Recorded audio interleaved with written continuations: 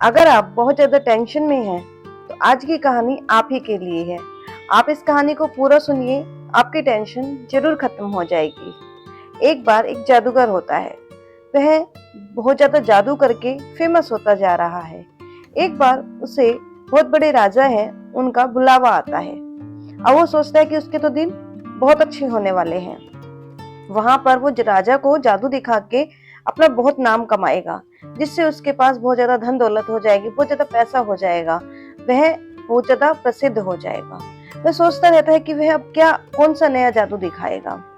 वो दिन आ जाता है और वो दरबार में पहुंच जाता है। सोचता रहता है कि कौन सा जादू दिखाऊं, कौन सा जादू दिखाऊं। वो सोचता है कि उसने तो सारे ही जादू दिखा दिए हैं।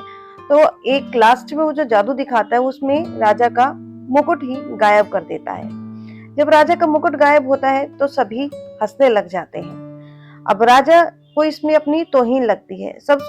राजा सोचता है कि उसका मजाक उड़ाया जा रहा है। तो वो क्या करता है कि वो जादूगर को 7 दिन के लिए कोठरी में बंद करने की सजा देता है और कहता है कि 7 दिन बाद इसकी फांसी दे दी जाएगी, इसको फांसी दे दी जाएगी और इसकी मृत्यु हो जाएगी। और जब जादूगर ये सुनता है तो उसको बड़ा अचंबा आता है। वो सोचता है कि वो तो किस लिए आया था यहाँ पे। वो तो यहाँ पे प्रसिद्ध होने आया था, बहुत ज्यादा अच्छा नाम कमाने आया था, बहुत ज्यादा पैसे अर्जित करने आया था, लेकिन इसका तो उल्टा ही हो गया है, बल्कि उसको तो मृत्यु दंड मिल गया है। अब वो उसको काल कोठरी में भेज दिया जाता है। जब उसकी बीवी को ये पता चलता है कि उसके पति को मृत्युदंड दे दिया गया है, तो वो भागी भागी रोती हुई उसके पास जाती है और देखती है तो क्या देखती है कि जादूगर तो बहुत, उसको तो कोई फर्क ही नहीं पड़ रहा है, वो खुश है। वो सोचता है कि कोई बात नहीं। वो उसकी पत्नी कहती है कि क्या तुम पागल हो गए हो जो तुम खुश हो रहे हो कि तुम्हें मृत्युदंड मिला है, 7 दिन बाद तुम्हारी मृत्यु होने वाली है, लेकिन तुम फिर भी खुश हो। वो कहता है कि कोई बात नहीं, कम से कम 7 दिन तो है, सब ठीक हो जाएगा।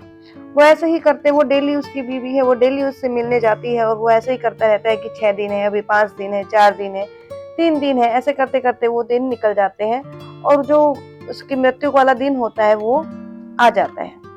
जिस दिन उसको फांसी देने वाली होती है वो दिन भी आ जाता है। जब राजा सोचता है कि आज तो उसकी मृत्यु होनी है, उसको फांसी दी जानी है, तो क्यों ना मैं एक बार उससे मिल आऊं। तब राजा घोड़े पर सवार होकर उस जादूगर से मिलने जाता है। जादूगर के पास मिलने जाता है तो राजा को देखते ही जादूगर के दिमाग में एक आइडिया आता है।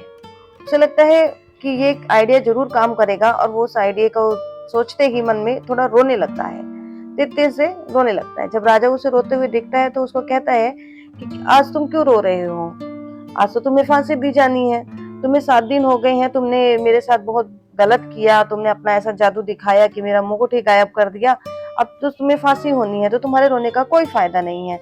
जब मृत्यु तुम्हारे सामने है तो तुम उसे देखकर इतना रो रहे हो। तब वो जादूगर कहता है कि मैं फांसी के लिए नहीं रो रहा हूँ कि मुझे आज फांसी होनी है और आज मैं मर जाऊंगा। मैं इसलिए नहीं रो रहा हूँ क्योंकि मरना तो सभी को एक दिन है। मैं तो इसलिए रो रहा हूँ क्योंकि मैं कई सालों से एक घोड़े के ऊपर काम कर रहा था। मैं उस घोड़े को उड़ाना चाहता था।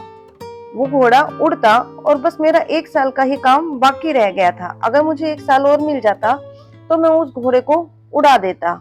और मैं इसलिए रो रहा हूँ क्योंकि मेरी सारी विद्या है वो धरी की धरी रह जाएगी। अब मैं उस घोड़े को कैसे उड़ा पाऊंगा। जब राजा ये सुनता है कि उड़ने वाला घोड़ा ये बना रहा था जादूगर, तो उसको लगता है कि वो उड़ने वाला घोड़ा तो उसी के पास होना चाहिए।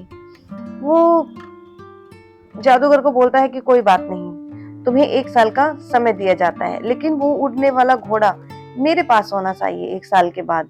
अगर वो 1 साल के बाद मुझे नहीं मिला तो तुम्हें फांसी दे दी जाएगी। वो कहता है कि ठीक है।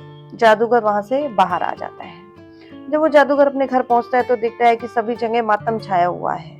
सभी सोच रहे हैं, उसकी बीवी सोच रही है कि आज उसकी मृत्यु हो जानी थी, उसे फांसी देनी थी, तो वो तो मर गया होगा। सारे रिश्तेदार सब वहां पे भीड़ जमा होती है, सब देखते हैं उसको, अचंभित हो जाते हैं कि ऐसा क्या चमत्कार हो गया कि वो घर पर आ गया।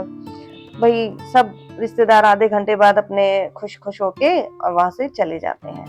थोड़ी देर बाद जब वो बीवी देखती है, सोचती है कि ऐसा क्या हुआ, तो अपने वो पति से पूछती है कि आपने ऐसा क्या किया कि भाई राजा है वो, उसने आपको फांसी की सजा नहीं दी। तो वो कहता है कि राजा ने मुझे 1 साल का समय दिया है, मुझे राजा को एक घोड़ा बनाकर देना है, उड़ने वाला घोड़ा। तब पत्नी कहती है क्या तुम्हारा दिमाग खराब हो गया है, तुम्हें पता नहीं है कि उड़ने वाला घोड़ा तो बनाना असंभव है। वो कहता है कि हाँ मैं जानता हूँ ये असंभव है, लेकिन हमारे पास 1 साल का समय है, इन 1 सालों में जरूर कुछ ना कुछ हो जाएगा, इतने में खुश रहो।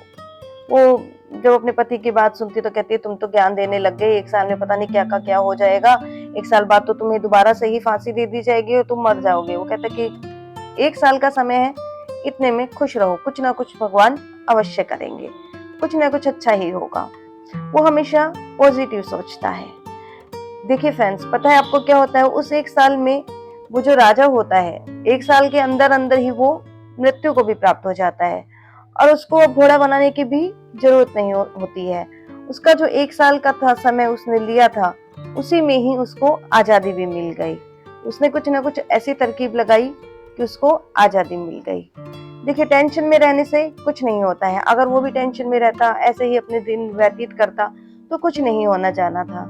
इसलिए यही कहा गया है कि टेंशन में बिल्कुल भी ना रहे, जो होना है वो होकर ही रहेगा। इसलिए फ्रेंड्स, अगर वीडियो अच्छी लगी है तो प्लीज लाइक कीजिएगा, शेयर कीजिएगा, कमेंट कीजिएगा और चैनल को सब्सक्राइब कीजिएगा। हर हर महादेव।